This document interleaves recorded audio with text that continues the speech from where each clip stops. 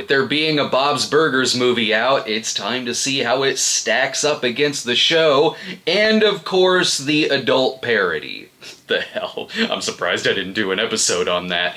Damn you, Her Majesty's Top Gun! Bob's Burgers is a show I like quite a bit. I haven't seen every episode, but I've seen a high number of them. I've watched it here and there over the past 12 years, and it's one of Laura's favorite shows, so she has it on a lot. I don't know if it's anything I could binge watch for hours in a day, but having a couple episodes on at night is nice. Not only is it an extremely likable show with a weird but totally lovable family, but it already does have a timelessness to it. The humor is so consistent, and without relying on a lot of pop culture references or topical humor, you could easily switch out an episode from season 1 and season 10, and it would work just as well. The movie is also like that. In terms of movie versions of shows, it's not any kind of big, grand plot compared to one from the series. And the show wouldn't suddenly be confusing if you didn't see the movie. It really is just a simple episode of the series that's an hour and 45 minutes long.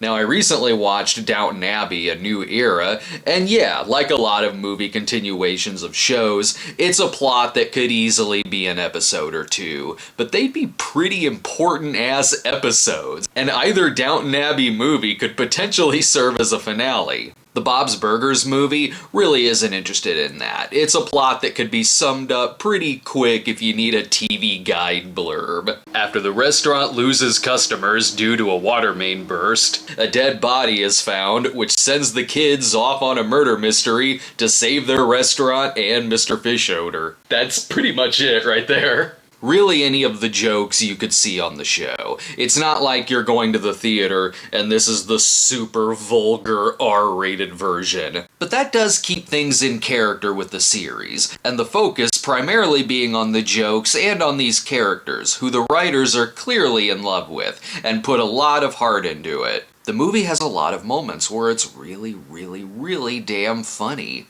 One of my favorite things about the show is the dialogue, because the lines and gags are unexpected. They're great at giving you plenty of jokes and situations you didn't see coming. My favorite character was always Gene, who has some of the most gloriously random lines in TV history. This kid gets me every single time. I love not knowing what in the hell he's going to say next, so of course he has a lot of laughs here. And like in the show, so much of the heart comes from Linda, who is so funny anytime she's dispensing wisdom, because it's simultaneously hilarious, yet also genuine and sweet. This is a character that radiates joy, and she's great. But my god, the Sergeant Bosco character played by Gary Cole not only gets the biggest laughs in this, but it was great line after great line after great line that was leaving me in tears every time.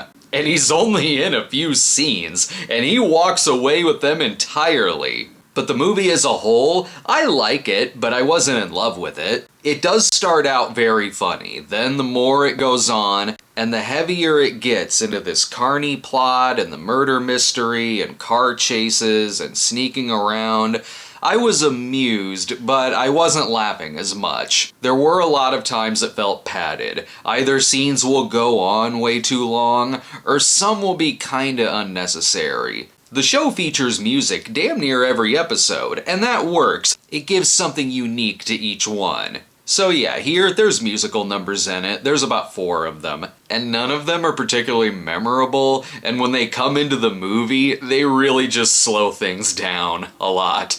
Especially when it gets towards the end, when the movie really should be wrapping it up. I like that the murder mystery plot and the plot of Bob trying to sell burgers on the street both tie into the same larger story. But Tina's plot about wanting Jimmy Jr. to be her summer boyfriend, not really. You could lose this and nothing would change. Plus, that's also the kind of plot I feel like I've seen a dozen times on the show. So between that, the musical numbers, and some dream sequences, it can feel padded, which is odd because it didn't need to be. The movie's an hour and 45 minutes, so some good trimming and it could still be a solid 90 minutes. But when the laughs are there, it's enjoyable, and it's a very cute film. For me, it's a B-. I probably would have been fine watching it at home, but I did love seeing 2D animation back on the big screen. Plus, just seeing a simple, funny, completely harmless movie. If you're a hardcore fan, I'm sure you'll dig it. Thanks for watching, everyone. Be sure to subscribe to our channel today and click the notification bell, and we'll see you next time.